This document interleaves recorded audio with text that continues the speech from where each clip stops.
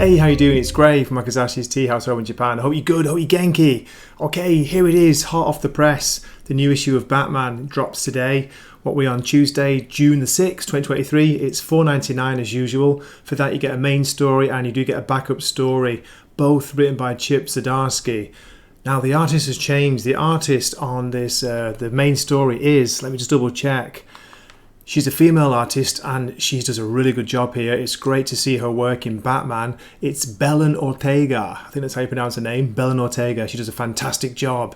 Yeah, I think it suits the story. It looks very good to me. It's a nice change from Mike Hawthorne, no offense Mike, with the previous Batman of Gotham storyline, the multiverse one, which I wasn't a big fan of his art. But anyway, the question you want to know is this issue any good? Is it worth buying? Well, for me, it's a return to form, return to a proper Batman story because he's back. He's back in the Gotham City, where he's from, where he belongs. And it's basically Batman trying to convince people he's fine. He's come back kind of unscathed from the things that happened in the multiverse. And he's meeting up with, friends, colleagues, and couple of villains as well. So it's a nice kind of resettling or calm issue where we get Batman back to basics, which is what we want.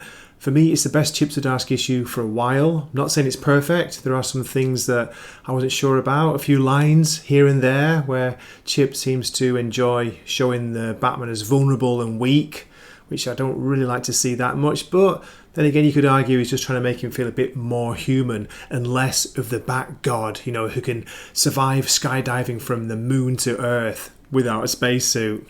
Anyway, I actually enjoyed that issue, no matter how crazy it was. But yeah, this is, as I say, it's a good, solid story. I recommend you pick it up if you're looking to get back into it and see what you think. Nice to see Tim Drake's in here. We get a bit of Oracle. And Selina Kyle, Catwoman, could be in here. She might not though.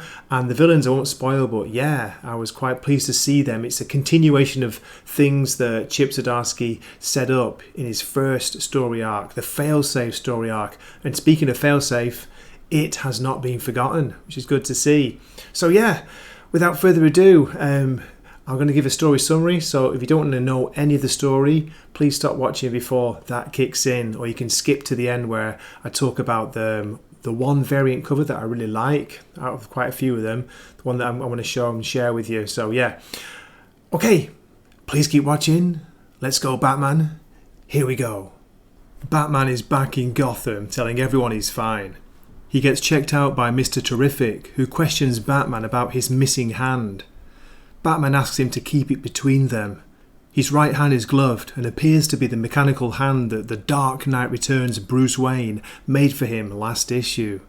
Tim contacts Bruce to see how he's doing. "I'm fine," he says, yet again. Bruce wants to know what's been happening while he was stuck in the alternate Gotham.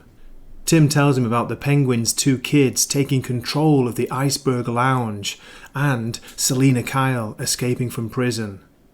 Next, we see Bruce meditating at his brownstone. He's going over recent events in his mind.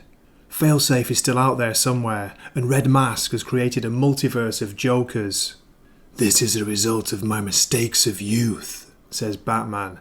I don't like this line. It doesn't feel like something that Batman would think or say. It's a very Chip Zdarsky line. The Batman of Zur-En-Arr speaks to Bruce during his meditation. "I'm you. The real you." It tells Bruce that his mind is under attack by insecurities and doubts. Bruce ignores it, declaring that Batman isn't hurt or lost, only Bruce is. Batman goes out on patrol to remind everyone that he's back. He blows a hole through the ceiling of a private room at the Orgum Hotel, crashing in on a game of high-stakes gambling. It's being run by the Penguin's son and daughter, Addison and Aiden. The son is big and fast and attacks Batman, surprising him with his speed. Batman appears slow and sloppy. We see him get smashed through a wall by the Penguin's son. Batman has to break the young man's hand to stop his attack. It seems a bit excessive. Consider this a warning. Next, we see Batman contacting Oracle about the Cobblepot kids, and she seems surprised to hear from him. "Shouldn't you be resting?" He asks her about Selina breaking out of prison. Oracle tells him that she appears to have left town as there's been no sign of her. A couple of hours later, we see a bespectacled, blonde-haired woman buying smoked salmon bagels. Cats are creatures of habit. It's Selina. She asks Batman if he's come to take her in. No. Bruce is angry. He's angry that Selina didn't let his lawyers help her out the legal way. But this is Selina he's talking to. She's always followed her own path. She talks about making a fresh start, like Oswald did. What? Bruce didn't know Penguin faked his death. You kept it from me? He's hurt, and he starts talking about them not keeping secrets from each other. Bruce, you and I are all secrets. Then she leaves. Bruce gets an alarm from Wayne Manor. Somebody's broken in. We see Batman driving to the Batcave in a very cool-looking Batmobile. When he gets there, he sees the hole in the floor where Failsafe emerged from. Here, Bruce's interior monologue reveals that Zur-En-Arr, the Batman of Zur-En-Arr, built a cave beneath the Batcave and created Failsafe there, but it was really himself doing it all. Who could have broken into Wayne Manor? Okay, let me end my story summary here. In the 8-page backup story called The Plans Below, we see an earlier Bruce Wayne where Alfred's still there. It's young Bruce Wayne, it's when he's creating the Batman of Zur-En-Arr, the hideout under the Batcave, and also we see him working on Failsafe.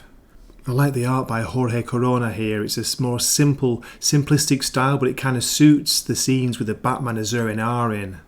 Also a pretty cool colour palette, although there is a bit of a prevalence of pastel colours.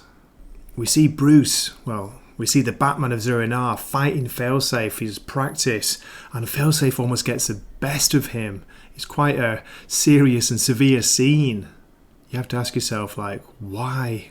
Why did he create this, almost unstoppable force, which turns out to be just so? Has he lost his mind? Has he gone too far? Well, that was it. That was a review. I hope you enjoyed that.